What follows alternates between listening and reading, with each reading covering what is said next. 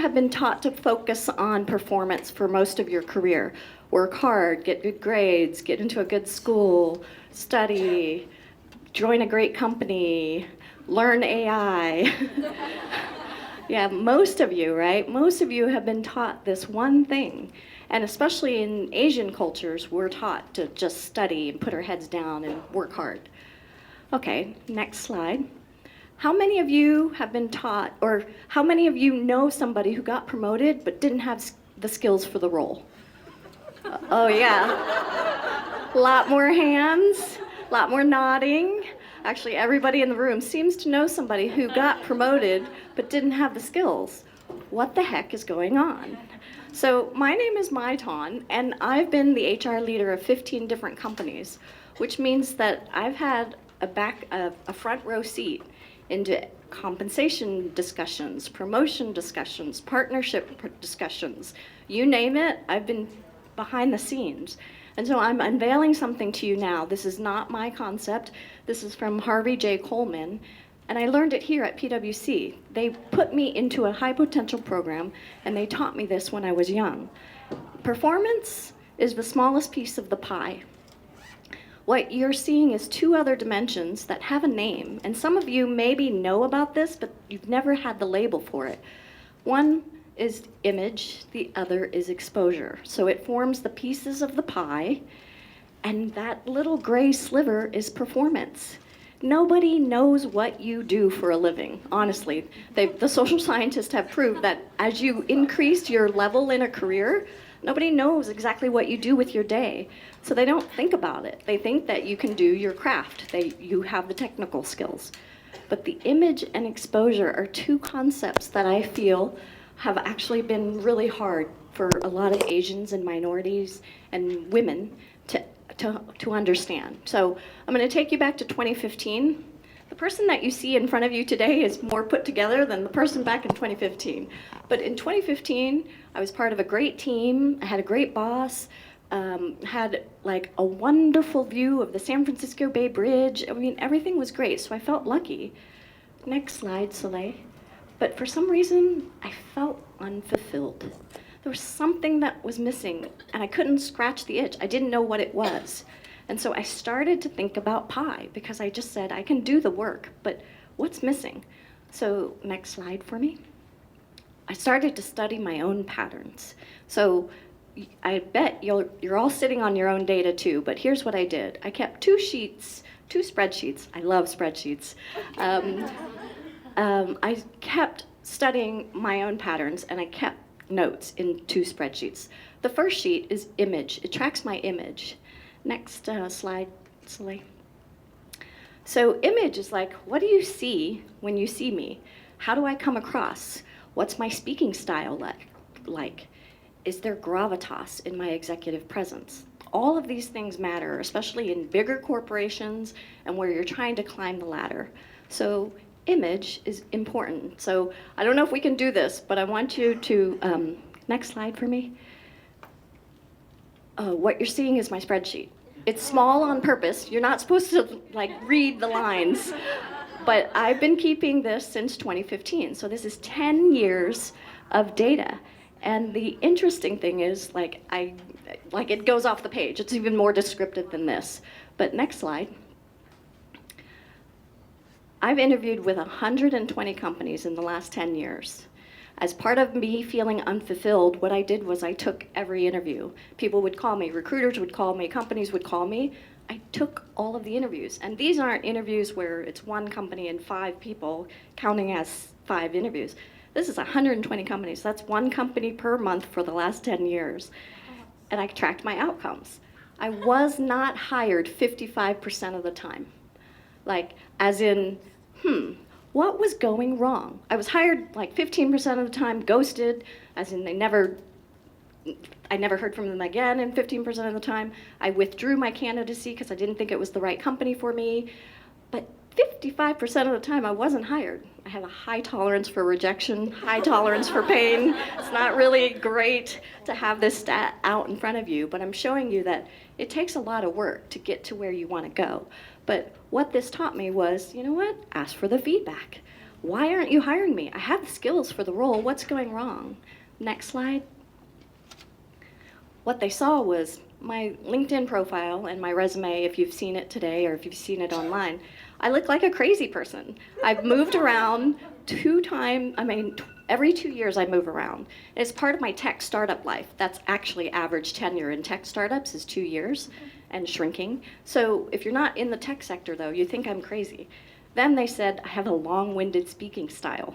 I could articulate myself, but I wasn't to the point. And that hurts a lot of women because we add a lot of context when sometimes people don't need the context. And then, because I was a big picture thinker, if you have seen me in action, sometimes you'll say, gosh, what is she talking about? It's because I'm strategy, I'm all big picture thinking, and they never thought that I would roll up my sleeves to actually execute on anything. And it couldn't be further from the truth because in startup land, HR teams don't get the budget. I had to do so much stuff and be lean and mean for so many years that I was bartering at Jamba Juice for Jamba Juices to come in so I could get people to be trained in manager training. So I've done a lot of strange things, but I'm showing you a picture because this is what I looked like back then in 2015. Next slide.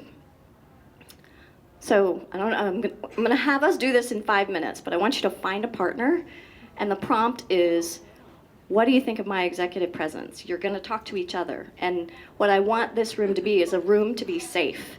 I want you to be helpful to each other. Don't be insulting, but try not to be so polite, you know? If you want to, you can look at each other's LinkedIn profiles and say, you know what, this is really a long-winded LinkedIn profile, or you can do it. I'll give you two options. One is you just look at each other. What's the image that I'm conveying? Like, tell me the words, use words. Or you can just go to each other's LinkedIn and ask for feedback of like, does this tell you what I do for a living? So I'm gonna break us up. You get 5 minutes because we're short on time. So find a partner and go.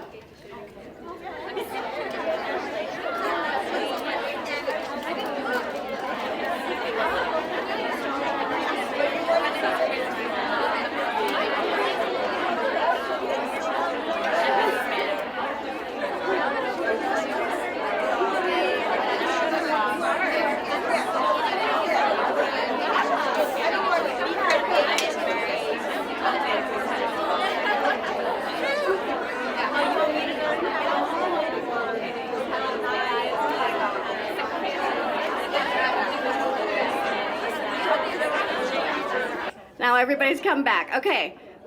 Anybody want to be brave enough to share some revelation that just happened in the last 5 minutes that maybe you weren't aware of? Yes.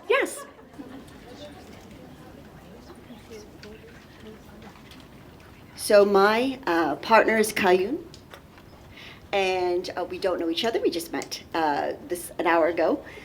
One of the things that Kayun had mentioned that I had no awareness of was the simple act of inviting someone to have a mint was something that she found very welcoming. So someone, and for me, I didn't put much thought into it other than the fact that I was going to take one for myself. And so I was going to share with others. But that simple act can actually, you may not know the impact it might have, but listening to Kayun and saying, hey, that made me feel seen, that made me feel heard, and that made me feel welcomed, does make a difference. So thank you, Kayun. Thank you, Tom. Thank you for being brave enough to share. And yes, it is the small acts that maybe you think and assume are small, but people are watching you. So just, try to make yourself known for good things. Okay, for the sake of time, I'm just gonna move us to exposure. Okay, exposure. This is my spreadsheet on exposure. So I took notes, spreadsheet number 2, and you can flash forward the slide for me. Exposure is about who knows you, what's being said in the rooms where you don't sit. It's sort of like, how many people know about you? How many people know about your work? What do they think of your work? This is all part of who trusts you. Who can you trust and who trusts you? This is my spreadsheet, small on purpose, so you can't read everything, but I've been taking notes for the last 10 years. Something happened in 2015, I'm telling you, 10 years ago. I have 116 data points. You'd be surprised when you ask for feedback, people give you feedback. It's wonderful, and they're happy to do so, and the more open you are to receiving it, the more your feedback is actually actionable, really helpful, and it's something for you to think about. So 116 data points for 10 years later. Some are positive, some are negative, but this is what I found out. In some of the bigger companies where I worked, no one outside of my teams or outside of my department knew who I was. They had no idea who I was, but I was busting my butt doing so much work. Then, because I was curious, I was always the one to ask questions. I was not afraid to talk to anybody, and I was always asking questions. They thought I was political. They thought that I was trying to muscle my way into conversations or teams. And so I learned, and I was like, wow, just my curiosity sometimes is taken the wrong way. And then because I had a tech startup career where you have to build things, and they say the plane is flying before, the plane is flying while you're building it. This is what tech startup life is like. So it's very scrappy, everything's in the gray, it's not black and white, but they thought I was doing crappy work because it was never quite perfect. And that's what I learned from the 116 data points of exposure. Is sort of like, how do I change their perception of me? Like, what is being said about me when I'm not in the room? Because I don't get it. And so, next slide for me. Because we don't have a lot of time, what I want you to do is do this at home. This is a good exercise for you to do, is you're gonna draw your exposure map. And this is what a map looks like, if you can go to the next slide. So you are in the center of this map. And what I want you to do, you can draw circles, squares, it doesn't matter, these are triangles, but these are people that I work with, or these are people that know me, these are people that I can trust or not trust. What this represents is when you see a thick line, that means there's trust in the relationship. When you see a thin line, that means there's not a lot of trust. When you see red, yellow, or green boxes, that stands for red. You don't get a lot of energy talking to these people. You probably don't trust these people. Yellow stands for medium energy, where you still kind of can't figure them out yet. They are an ally to you, but maybe not consistently. And the green boxes represent those that give you high energy. So as an example, if you look at the bottom, my coworker RM, that is a thick line. There is trust going both ways. Do you see the arrow going both ways? I can trust that person, and that person trusts me, and we work well together. Those are the people that will help you in your career. You need to find them, because next to RM is ST. This person, I try to do a lot of work to help this person. Somehow this is not reciprocated, and somehow I just don't get energy working with this person. So I want you to draw your own map. Go home, reflect on who's in your orbit, reflect on whether or not they're going to help you in your career, because you actually need allies and sponsors and mentors to get you to where you want to go. So will you do that for me? You promise that you'll do your own exposure maps at home, because now I gave you image, now you have to do your own exposure. May I also make one more suggestion? Of course. When you do this map, also look at how diverse, right? After you do the map, also look at how diverse the population is. All right, we are Asian. Sometimes we like to mingle and get support from Asian. No. See how many white men you have. Go after the white man.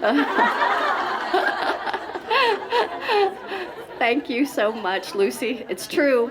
You need diversity. You need a lot of different perspectives in the room to help you elevate your career. And this is what this community is about. You're looking at a community of friends and allies in this room that can help propel your own career. You just have to ask for it. Okay, so now that you've promised me you're going to do your exposure maps at home, I'll conclude my final story. Next slide for me, Soleil. Okay, so remember, 10 years of studying myself. I killed it at work. I was very good in my technical craft. Like, I'm very proud of that. It took me a long way to get there. But I had to shape my image.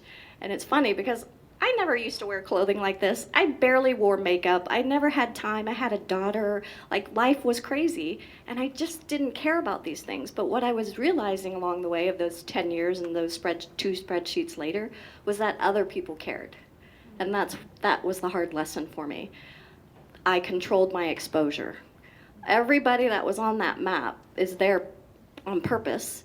And I had to know who I could trust. I had to know who was in the room. I had to know what was being said. And some of you might think I'm controlling, but it's actually, you do need to take care of your own brand. Otherwise, as the panelists said, somebody's going to author that story. So if you don't own the narrative, somebody else is going to own that narrative. So I deliberately designed my career after those 10 years of feedback and those total of 250 lines of data about myself. And so finally, I think 2 more slides. I've won some awards. I've worked for some great companies. I've gone through some massive transitions and even done 6 CEO replacements. And I've gone through some financial exits. So I'm actually retired now. I mean, this is part of my journey, was I wanted early retirement. And this is how I got it, is through Pi, I learned how to control my own destiny. And so my tips for you moving forward: you have to focus on all 3 aspects of the pie. Just, if anything, I would tell you to give up your performance. Nobody cares. I mean, don't do crazy work. Don't just give it up. But to make the euphemism, you're okay. You're gonna be fine. You probably know your craft. You've learned your trade. Everybody will trust you on the actual technical aspects of your career. Feedback. Get feedback. Feedback is a gift. And I can't tell you how fortunate I feel to have people and sponsors and mentors that invested their time in me, because I wouldn't be up in front of you if I wasn't being forced. And the funny thing is, here in my days at PwC, somebody once pulled me aside to say, "Mai, when you speak in front of rooms, you have to walk the room." And I said, "Why?" And they said, "Because you're short." And I was so offended by that back then, but I realized that that feedback is actually good for me, because I am petite, that if I don't walk the room, you may not be able to see me if you're in the far corners. And so that's why I can't sit still, and you'll see me walking on all sorts of stages. But finally, you have to design your career. You shouldn't leave it to chance. You shouldn't leave your reputation to chance. But you have to own it, and you have to own it by actually studying your own patterns. So I am happy and proud to say that I'm pivoting my career. I'm hanging up my HR consulting hat, and I'm doing something else that's much more fun, much more rewarding. And I get to be the co-founder of this great initiative where we can bring women and allies into the room to help each other propel our careers while everybody else is thinking about how hardworking we are. That's not who we are. We're actually more than just hard workers. So I think that's the last slide for me. Reach out if you want to connect with me. I'm happy to help. I'm happy to coach you. I'm happy to do it all for free, because I want this room to change. This has to be the room Emma sits in. It can't be like the picture that I showed you in the beginning. Those rooms are very boring and they don't serve us well. So I want you to do it, not for me, but do it for Emma and her generation. Okay, so that's it from me. I'm going to turn the microphone. Thank you.